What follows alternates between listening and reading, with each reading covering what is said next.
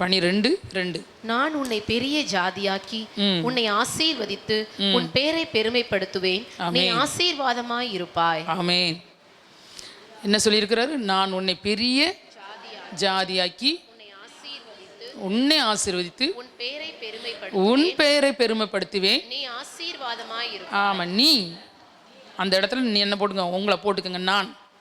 நான் ஆசீர்வாதமாக இருப்பேன். இந்த வருஷம் என்ன செய்வேன்? நான் ஆசீர்வாதமாக இருப்பேன். ஒருவேளை இந்த நாட்கள் எனக்கு ஒரு துக்கமான நாட்களாக இருந்தாலும் இனி வரப்போகிற நாட்களில் நான் என்ன செய்வேன்? மற்றவங்களுக்கு ஆசீர்வாதமாக இருப்பேன். என் குடும்பத்திற்கு ஆசீர்வாதமாக இருப்பேன். என் இனபந்துகளுக்கு நான் ஆசீர்வாதமாக இருப்பேன். என் தெருவுக்கு நான் ஆசீர்வாதமாக இருப்பேன். என் ஏரியாவுக்கு நான் ஆசீர்வாதமாக இருப்பேன். இல்லை, அதே மாதிரி நான் கூட வேலை செய்கிறவங்களுக்கு நான் ஆசீர்வாதமாக இருப்பேன். என்னோடு இருக்கிறவங்களுக்கு நான் ஆசீர்வாதமாக இருப்பேன். என் கம்பெனிக்கு நான் ஆசீர்வாதமாக இருப்பேன். இல்லை, என் தொழிலுக்கு நான் ஆசீர்வாதமாக இருப்பேன். எல்லாத்துக்கும் போட்டுக்கோங்க. ஆண்டவர் இந்த வருஷம் என்ன சொல்கிறாரு? உன்னை நான் என்ன செய்வேன்? ஆசீர்வதிப்பேன். இப்போ ஆண்டவர் சொன்னவர் செய்யாமல் விட்டுருவாரா? சொல்லுங்கள். ஆண்டவர் சொல்கிறாரு நான் உன்னை ஆசீர்வதிப்பேன்னு சொல்கிறாரு. அவர் ஆசீர்வாதத்தை இல்லாமாக்கிடுவாரா? யாருக்கு சொல்கிறார் இந்த வசனத்தை? ஆபிரகாமுக்கு சொல்கிறாருக்கு. ஆண்டவர் சொன்னார், ஆபிரகாமோடு அந்த ஆசீர்வாதம் நின்று போகலை. சரியா? ஆண்டவர் உன்னை ஆசீர்வதிப்பேன்னு சொன்னவர் ஆபிரகாம் மட்டும் ஆசீர்வதிக்கலை. அடுத்து வந்து யாரை ஆசீர்வதித்தார்? ஈசாக்கு ஆசீர்வதித்தார். அதுக்கடுத்து வந்து யாக்கோப்பை ஆசீர்வதித்தார். யாக்கோப்பை ஆசீர்வதித்து அதோட விட்டுல ஆபிரகாம் யாக்கோப்புக்கு இருந்த 12 பிள்ளைகளையும் 12 கோத்திரங்களாய் மாற்றி இன்றைக்கி நம்மளும் கூட பார்த்திங்கன்னா அந்த 12 கோத்திரத்தின் வாசல் வழியாகத்தான் பரலோகத்திலே பிரவேசிக்கிறதுக்கே ஆண்டவர் வழியாக வச்சுட்டார். அவ்வளோ பெரிய ஆசீர்வாதத்தை ஆண்டவர் சொன்னார். முதல்ல சொன்னது யாருக்கு சொன்னார்? ஆபிரகாமுக்கு சொன்னார். அதான் சொன்னார், உன் சந்ததியை பெருக பண்ணி உன்னை ஆசீர்வதிப்பேன். அப்போ நம்ம இந்த வருஷம் நமக்கு என்ன செய்யணும்? நம்ம மட்டும் ஆசீர்வாதம் இல்லை, நம்ம கூட பிறந்தவங்க, நம்ம குடும்பத்தார், நம்ம இனபந்துங்கள், நமக்கு தெரிஞ்சவங்க, நம்மளோடு பழகினவங்க, நம்மளோடு வேலை பார்க்குறவங்க, நம்ம பக்கத்து வீட்டுக்காரவங்க, எதிர் வீட்டுக்காரங்க, நம்ம தெருவில் இருக்க மக்கள், நம்ம ஏரியா மக்கள் எல்லாம் ஆசீர்வதிக்கப்படனா ஆண்டவர் என்ன கொண்டு ஆசீர்வதிக்கணும். ஆண்டவரே அவங்கள நீங்கள் ஒரு தீர்மானம் பண்ண, ஆண்டவரே நான் அவங்களுக்கு ஆசீர்வாதமாக இருக்கணும். ஆண்டவரே எந்த வழியில் அவங்களுக்காக நான் ஜெபிக்கணுமா? அவங்களுக்காக நான் கொடுக்கணுமா? இல்லை அவங்களுக்காக நான் ஏதாச்சும் பிரயாசப்படணுமா? அவங்களுக்கு வேறு என்ன வழியில் நான் ஆசீர்வாதமாக இருக்கணும்? அவங்களுக்கு சத்தியத்தை சொல்லணுமா? அவங்கள ஆலயத்துக்கு கூட்ட வரணுமா? அவங்களுக்கு என்ன ஆண்டவரே செய்யணும்? நான் எந்த வழியில் அவங்களுக்கு ஆசீர்வாதமாக இருக்கணுமோ அந்த வழியில் இந்த வருடம் ஆசீர்வாதம் இருப்பதற்கு என்ன பயன்படுத்துங்க ஆண்டவரே. நான் ஆசீர்வாதமாக இருக்கேன். ஆண்டவர் சொல்ற நீ ஆசீர்வாதமாக இருப்பா. அப்போ நீங்கள் அந்த இடத்துல நான் ஆசீர்வாதமாக இருப்பேன். ஆண்டவர் சொல்லியிருக்கார் நீ ஆசீர்வாதமாக இருப்பாய். எப்படி ஆசீர்வதிப்பார்? எப்படி ஆசீர்வதிப்பார்? எந்தெந்த அளவுப்படி நம்மளை ஆசீர்வதிப்பார் பார்க்கலாமா? நம்ம இப்போ ஒரு சொல்லியிருக்காரு 42, அதே ஆதியாகமம் 42:35 வாசிங்க. அவர்கள் வரப்போகிற 42:35.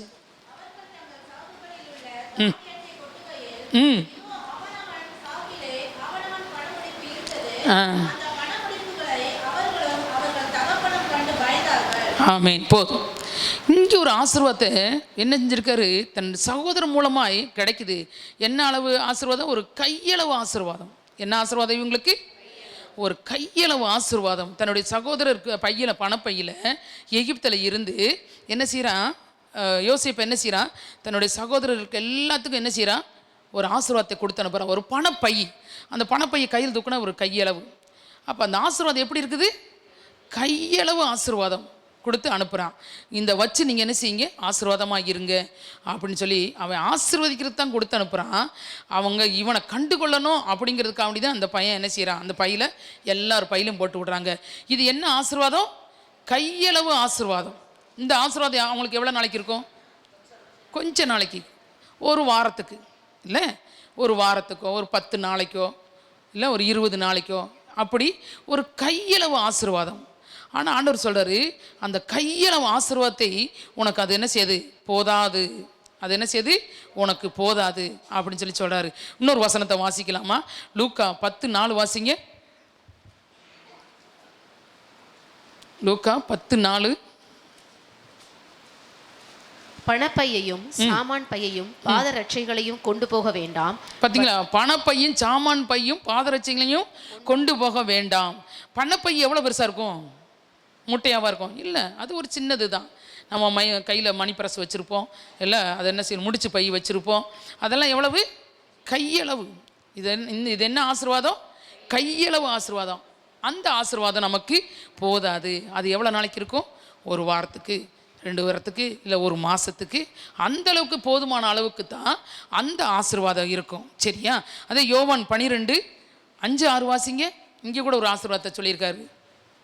இந்த தைலத்தை 300 பணத்துக்கு விற்று இந்த தைலத்தை 300 பணத்துக்கு விற்று தரித்திரருக்கு கொடாமல் போனதென்ன என்றான். ஆமா, தரித்திரத்துக்கு கொடுக்காம போனது என்ன அப்படின்னு சொல்லிட்டு அவன் தரித்திரத்தை குறித்து கவலைப்பட்டு இப்படி சொல்லாமல், ஆமா, அவன் திருடனானபடியினாலும் பணப்பையை வைத்துக்கொண்டு அதிலே போடப்பட்டதை சுமக்கிறவனானபடியினாலும் இப்படி சொன்னான். ஆமா, இதுல பாத்தீங்கன்னா, இந்த இடத்துல இருந்து பாத்தீங்கன்னா, ஏசாமிக்கு அந்த பொண்ணு தைலத்தை ஊத்தி, பரிமள தைலத்தை ஊத்தி அவ ஆண்டவர் முத்த செய்கிறதா அந்த காரியத்துக்கு வரும்போது பார்த்தீங்கன்னா, இங்கே பார்த்தீங்கன்னா இந்த இதை விற்று என்ன எவ்வளோக்கு வாங்கலாமா?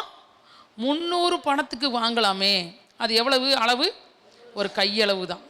ஆனால் அவன் ஒரு திருடன், அவன் பணப்பை வச்சிருக்கிறவன், அவன் திருடுற அந்த புத்தியில் உள்ளவன் அப்படி பேசுகிறான். ஆனால் அந்த அது எவ்வளோக்கு விற்கலாமா? ஒரு 300 பணம். அந்த 300 பணம் எவ்வளோ நாளைக்கு வரும்? அந்த நாட்களில் அது சேக்கல் அப்படிலாம் வரும், அந்த மாதிரி காசு வரும்.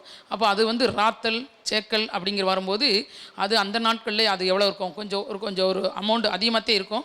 ஆனாலும் அவங்களுக்கு அது எவ்வளோ நாளைக்கு வரும்? ஒரு கையளவு மேகம்தான். அது ஒரு கையளவு ஆசீர்வாதம் தான். அது அவங்களுக்கு என்ன செய்யாது? போதாது. சரியா? ஆண்டவர் கையளவு ஆசீர்வதிக்கிறவர் அல்ல, அதுக்கு மேல் கொண்டு நம்மளை ஆசீர்வதிக்கிறவர். சரி, 1 ராஜாக்கள் 17-16 வாசிங்க. 1 ராஜாக்கள். கர்த்தர் எலியாவை கொண்டு சொன்ன வார்த்தையின்படியே பானையிலே மா செலவழிந்து போகவும் இல்லை, கலசத்தின் எண்ணெய் குறைந்து போகவும் இல்லை. ஆமென், அல்லேலூயா. 2வது ஒரு ஆசீர்வாதத்தை ஆண்டவர் சொல்றாரு, கையளவு உனக்கு போதாது அப்படின்னு சொல்லிட்டு பானை அளவு. என்ன அளவு? ஆமாம், அந்த பானை அளவு பார்த்தீங்கன்னா அது என்னமா, அவங்க தரித்திரம் தீர்றது வரைக்கும் என்ன செய்யலை, அவங்கள விட்டு குறைஞ்சு போகவே இல்லை. சரியா? இது என்ன ஆசீர்வாதம்? பானை அளவு ஆசீர்வாதம். அப்போ ஆண்டவர் அப்படி கொஞ்சம் கொஞ்சமாக உயர்த்தி கொண்டு வர்றாரு, எந்தெந்த காரியத்தில் எப்படி இப்படிலாம் ஆசீர்வதிக்கணும் அப்படின்னு சொல்லிட்டு. அடுத்த அளவு என்ன செய்கிறாரு? பானை. கையை காட்டிலும் பானை கொஞ்சம் பெருசாக இருக்கும். பானையிலே பல விதங்கள் இருக்குது இல்லை? சின்ன பானை இருக்குது, பெரிய பானை இருக்குது, அதை காட்டிலும் பெருசாக இருக்குது, அப்படிலாம் இருக்குது. அப்போ ஆண்டவர் 2வது ஒரு ஆசீர்வாதத்தை நமக்கு தருகிறாரு. என்ன அளவு கொடுக்குறாரு? பானை அளவு. அதுவும் எவ்வளோ நாளைக்கு இருக்கும்? நம்ம ஜீவியம் முடிகிறது வரைக்கும் இருக்குமா? இல்லை. ஒருவேளை அந்த பெண்ணுக்கு அவர் சொல்லியிருக்கலாம், அந்த ஆசீர்வாதத்தை கொடுத்துருக்கலாம். ஒருவேளை அவங்க வீட்டில் ஆள் அதிகமாக இல்லை, அவளும் மகனும் மட்டும்தான் இருந்தாங்க, அது அவங்களுக்கு போதுமானதாக இருக்குது. நம்ம குடும்பத்துக்கு போதுமா? சொல்லுங்கள், பத்தாது. பானை அளவு ஆசீர்வாதம் நமக்கு போதுமா? பத்தாது. அப்போ 2வது ஆண்டவர் நம்மளை ஆசீர்வதிக்க விரும்புகிறாரு. பானை அளவு, அந்த ஆசீர்வாதமும் உங்களுக்கு என்ன செய்யுது? பத்தாது, எனக்கு பத்தாது. அப்போ ஆண்டவர் அதை காட்டில் மேல் படிக்கு நம்மளை ஆசீர்வதிக்கிறதுக்கு அவர் விரும்புகிறாரு.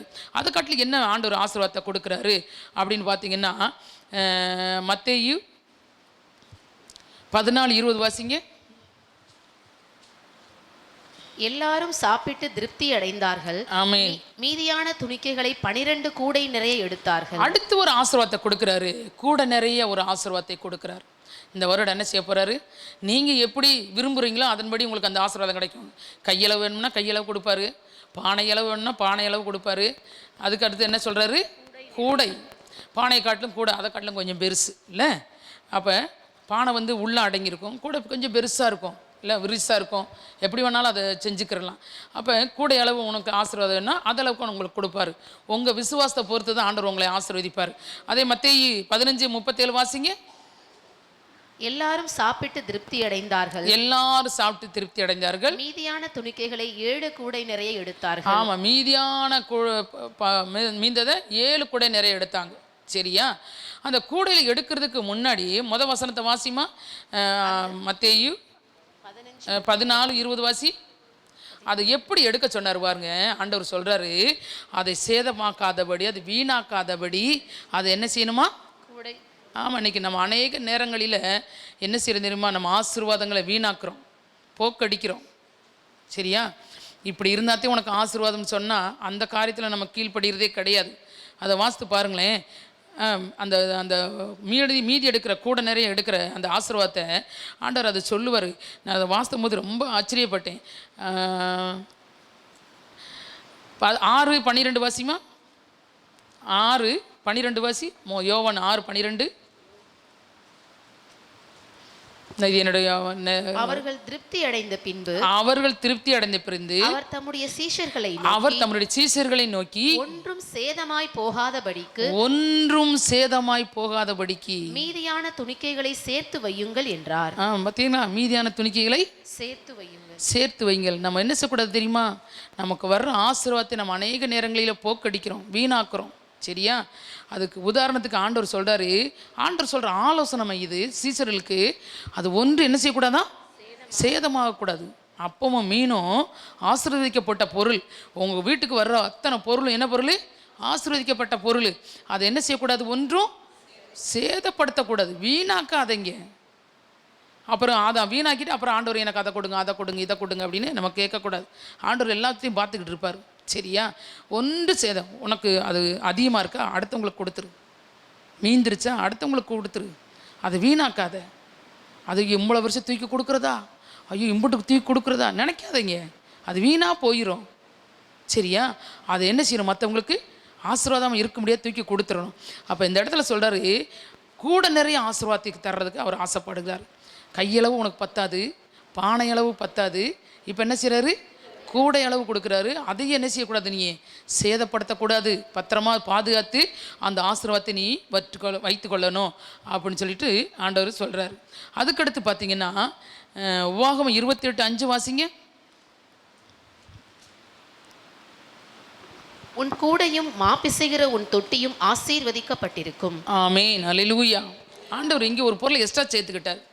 கூடையா, அப்புறம் என்னது? தொட்டி. அப்போ இந்த தொட்டி எங்கே இருக்கும்? மாவு செய்கிற தொட்டி எங்கே இருக்கும்? பெரிய பெரிய கம்பெனிகளில் இருக்கும். இல்லை, நம்ம வீடுகளில் அப்படி வச்சுருக்க மாட்டோம். கம்பெனிகளெலாம் பார்த்திங்கன்னா பெரிய பெரிய தொட்டின்னு சொல்ல முடியாது, இப்போலாம் பயங்கர மாடல்லாம் வந்துருச்சு. பெரிய அது என்ன செய்கிறது, குடோன் மாதிரி இருக்கும். இப்போ நான் ஆரஃபுட்டில் இவர் விளைஞ்சதுன்னா நானே சொல்கிறேனே, அந்த ஆரஃபுட் கம்பெனியில் எத்தனையோ லாரி டன்னாக கொட்டுவாங்க. அந்த தொட்டியில் கொட்டி அந்த கோதுமையை என்ன செய்வாங்க? கழுவுவாங்க. கழுவி அது பிறகு அதை காய விடுவாங்க. அதுக்கு பிறகு தான் அரைப்பாங்க. அதில் வர்றது தான் மைதா. சரியா? கிழங்குல வருது மைதான்லாம் சொல்லிக்கிட்டு இருக்காதிங்க, கோதுமையில் தான் மைதா வருது. சரியா? அதுக்கடுத்து தான் ஆட்டா மாவு, சப்பாத்தி மாவு, அதுக்கடுத்து ரவை. சரியா? அதில் வர்றது தான் சேமியாலாம். ஏன்னா அந்த கம்பெனியில் இருந்ததுனால எனக்கு தெரியும். சரியா? ஃபஸ்ட்டு வர்றது என்னது? மைதா. அதுதான் ஒரிஜினல் மைதா, கோதுமையிலேருந்து வர்றது. சரியா? அப்போ பார்த்திங்கன்னா அந்த தொட்டி என்ன செய்யுது? ஆண்டவர் என்ன செய்கிறாரு? கையளவு உனக்கு போதாது, பானையளவு போதாது, கூடையும் போதாது. அது கூட என்ன செய்கிற ஆண்டவர்? என்ன செய்கிறாரு? தொட்டியை கொடுக்குறாரு. தொட்டி அளவு என்ன செய்கிற? உன்னைய ஆசீர்வதிக்க போகிறேன் அப்படின்னு செய்கிறார். எப்போ? மேலே ஒரு வசனம் சொல்லியிருக்குது. அதுலேயே ஆதியாகமத்தில் 28:1 வாசிங்க. இன்று நான் உனக்கு விதிக்கிற உன் தேவனாகிய கர்த்தருடைய கட்டளைகளின்படி உன் தேவனாகிய கர்த்தருடைய கட்டளைகளின்படி எல்லாம் செய்ய நீ கவனமாய் இருக்கும்படிக்கு அவர் சத்தத்திற்கு உண்மையாய் செவி கொடுப்பாய். ஆமென், அல்லேலூயா. இந்த இடம்தான் அவர் சத்தத்துக்கு உண்மையாய் அவருடைய சத்தத்துக்கு உண்மையாய் நீ செவி கொடுப்பாய். ஆனால் உன் தேவனாகிய கர்த்தர் பூமியில் உள்ள சகல ஜாதிகளிலும் ஆமா, ஆண்டவர் சொல்லியிருக்காரு, உன் தேவனாகிய கர்த்தர். பக்கத்து வீட்டுக்காரங்க கும்பிட்ற சாமி உன்கிட்ட சொல்லலை, உங்கள் பாஸ்ட் கும்பிட்ற சாமின்னு சொல்லலை, உங்கள் அம்மா கும்பிட்ற சாமின்னு சொல்லலை, உங்கள் சிஸ்டர் கும்பிட்ற சாமின்னு சொல்லலை. யார் சொல்கிறாரு? யார் அங்கே அறிமுகப்படுத்துகிறார்? ஆண்டவர், ஆவியானவர். உன் தேவனாகிய கர்த்தர். அவருக்கு என்ன செய்யணுமா? நீ செவி கொடுக்கும்போது இந்த சொல்லப்பட்ட அத்தனை ஆசீர்வாதமும் பழிக்கும். அதில் 14 ஆசீர்வாதங்கள் வருது. அதில் ஒரு முக்கியமான ஆசீர்வாதம் என்னது? உன் தொட்டியும் கூடையும் மாவு பிசைகிற உன் தொட்டி. ஆமாம், கூடை ஒன்று இருக்குது, ஆனால் அது எக்ஸ்ட்ரா ஒன்று சொல்கிறாரு, மாவு பிசைகிற உன் தொட்டி. இதில் குண்டான்னு போடலை, இல்லை வானல்னு போடலை, இல்லை வேறு என்ன போடணும் அதில்? ஆமாம், தொட்டி. வேறு எதெல்லாமா போடலாமா? எவ்வளோ பெரிய ஒரு ஃபேக்ட்ரி இருந்தால் ஒரு தொட்டியில் செய்வாங்களோ அதை சொல்கிறாரு, உனக்கு ஆசீர்வாதமாக இருக்கும்படியாக. அல்லேலூயா.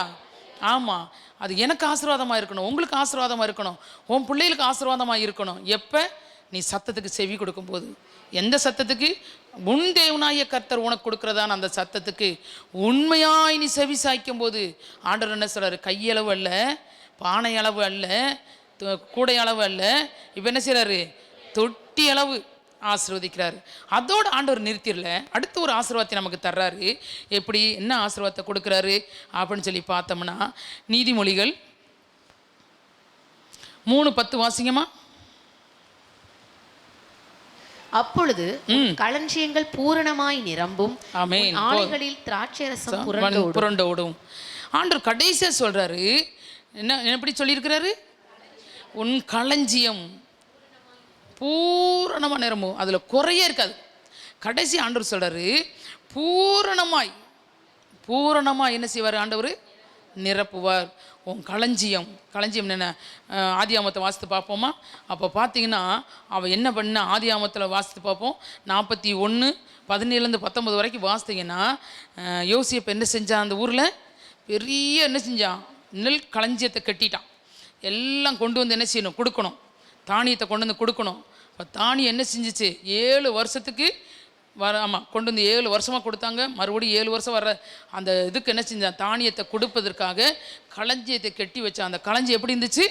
பூரணமாக நிரம்பி இருந்துச்சு. எல்லாம் அக்கம் பக்கத்தில் வந்து அத்தனை பேர் வந்து என்ன செஞ்சாங்க? அங்கே வந்து தானியம் கொண்டுட்டு போனாங்க. அப்படி ஆண்டவர் என்ன செய்வார்? உன் களஞ்சியத்தை ஃபுல்லாக, நீ என்ன உன் வீட்டுக்குள்ளே வச்சுருக்க பாத்திரம், அந்த பாத்திரம் உனக்கு ஒரு களஞ்சியம், அதெல்லாம் நிரம்பும்படியாக ஆண்டவர் செய்வார். எப்போ? நீ அவருடைய சத்தத்துக்கு கீழ்ப்படியும் போது, அவருக்கு உண்மையாக கீழ்ப்படியும் போது. அதனால தான் ஆண்டவர் சொல்கிறாரு, கர்த்தர் உன் மெய்ப்பராயிருந்தார் உன் பாத்திரம் என்ன செய்யும்? நிரம்பி நிரம்பி நிரம்பி நிரம்பி வழியும். கர்த்தரை தெய்வமாக கொண்டிருக்கணும். அப்படி இருந்தாத்தே ஆண்டவர் நம்மளை என்ன செஞ்சு நிரம்பி வழியும்படியான ஆசீர்வாதத்தை நமக்கு கொடுப்பார். அவரை மெய்ப்பராக இல்லாமல் இந்த மாதிரி எனக்கு ஒரு நிரப்புதல் வேணும் அப்படின்னு கேட்டால் ஆண்டவர் கொடுக்க மாட்டார்.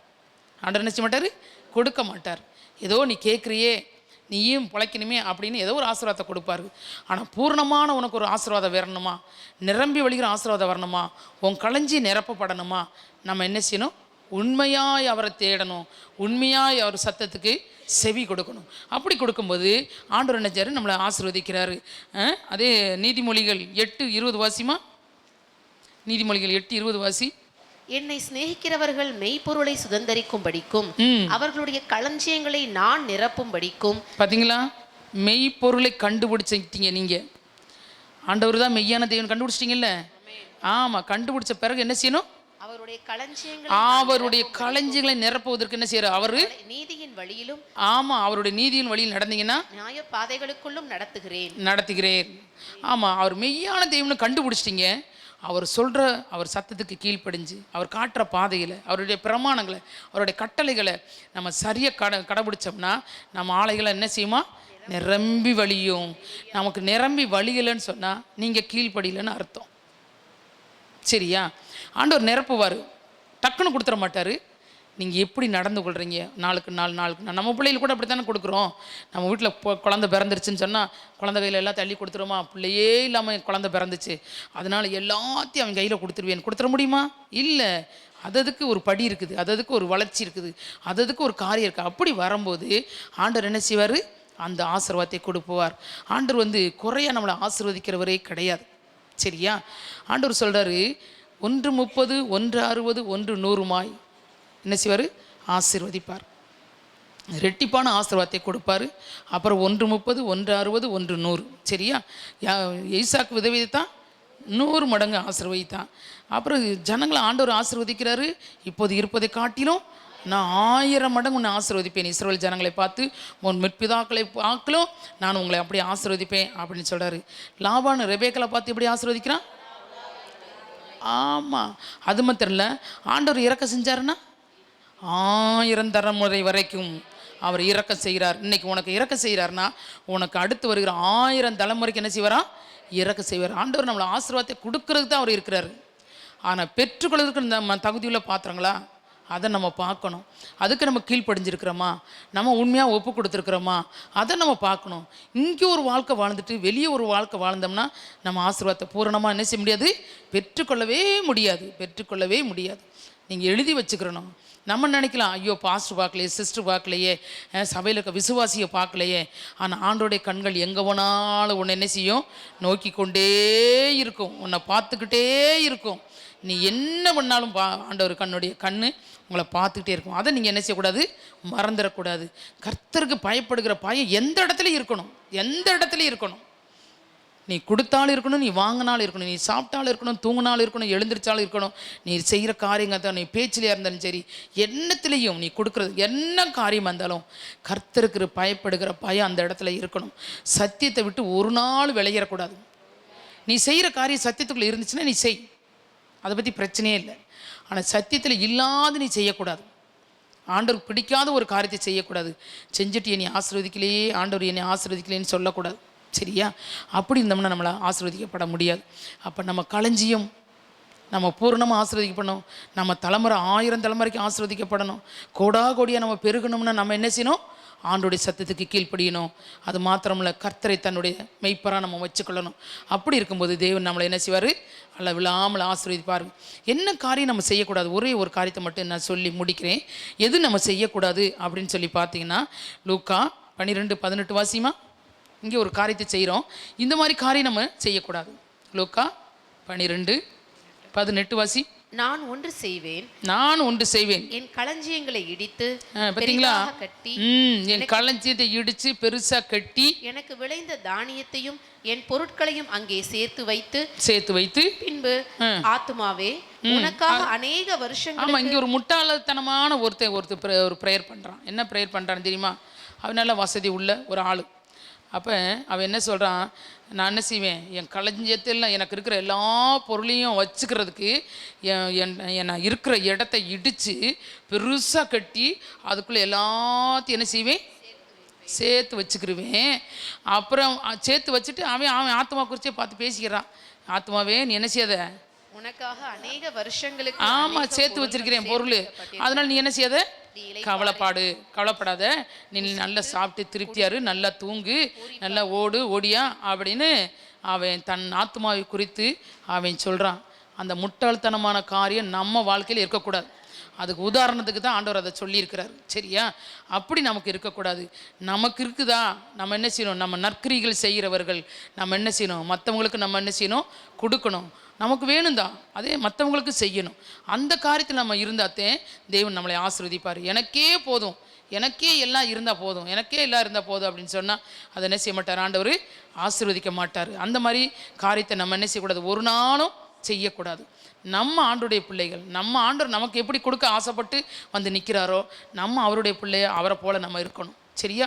மற்றவங்களுக்கு கொடுக்குறதில்ல, நற்கிரிகளை செய்கிறதில்ல, ஏழைகளுக்கு இறங்குறதில்ல, எல்லா காரியத்திலும் நம்ம என்ன செய்யணும்? முன்மாதிரியாக இருக்கணும். அதைத்தான் ஆண்டவர் என்ன செய்கிறாரு?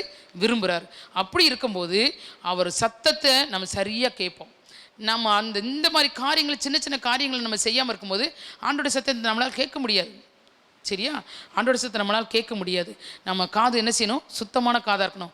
அதே சொல்லியிருக்காரு, காது என்ன செய்யணுமா? விருத்த சேதனம் பண்ணப்பட்டிருக்கணுமா? கண்ணு விருத்த சேதனம், இருதய விருத்த சேதனம். சரியா? வசனம் இருக்குது உங்களுக்கு, நீங்கள் அதெல்லாம் வாசித்து பார்த்துருக்கீங்களா? அப்போ என்ன செய்யணும்? நமக்கு அதெல்லாம் விருத்த சேதனம் பண்ணப்பட்டிருக்கு. அப்படின்னா என்னது? அதெல்லாமே ரட்சிக்கப்பட்டிருக்கணும். அதெல்லாம் சரியான ஒரு பொருளாக இருக்கணும். அப்படி இருந்தாத்தே நம்ம என்ன செய்ய முடியும்? ஆண்டோடைய ஆசீர்வாதத்திலிருந்து பூரணமாய் நம்ம பெற்றுக்கொள்ள முடியும். நம்ம களஞ்சியம் பூரணமாய் நிரம்பி வழியும், நம்முடைய ஆசீர்வாதங்கள் பூரணமாக இருக்கும். நமக்கு நிறைஞ்சு வழிஞ்சு ஓடும்போது மற்றவங்க எடுத்துக்கொள்ளுவாங்க, மற்றவங்களுக்கு அது ஆசீர்வாதமாக இருக்கும். சரியா? அப்போ நம்ம என்ன செய்ய போகிறோம்? ஆண்டவரே, இன்றிலிருந்து நம்ம தீர்மானம் பண்ணுவோம். ஆண்டவரே, இந்த வருஷம் நான் முழுசும் ஆசீர்வாதமாக இருக்கணும்னா நான் என்ன செய்யணும்? உங்களுடைய சத்தத்துக்கு உண்மையாக செவி சாய்க்கணும். ஆண்டவரே, நீர் தான் என்னுடைய மெய்ப்பனாக இருக்கணும். ஆண்டவரே, நான் வேற ஒரு காரியத்தை வச்சு அதுதான் எனக்கு மெய்ப்பெண், அதுதான் எனக்கு அடைக்கலாம், அதனுடைய நிழலில் தான் நான் இருக்கிறேன் அப்படின்னு நான் சொல்லக்கூடாது. ஆண்டவரே, நீங்கள் தான் என்னுடைய மெய்ப்பெண், நீங்கள் தான் நீ வழி நடத்தணும், நீங்கள் தான் எனக்கு என்ன செய்யணும்? ஆலோசனை கொடுக்கணும், உமக்கு பயந்து நான் நடக்கணும் ஆண்டவரே அப்படின்னு சொல்லி நம்ம ஜெபிக்க போகிறோம். எல்லாரும் எழுந்து நிற்கலாமா?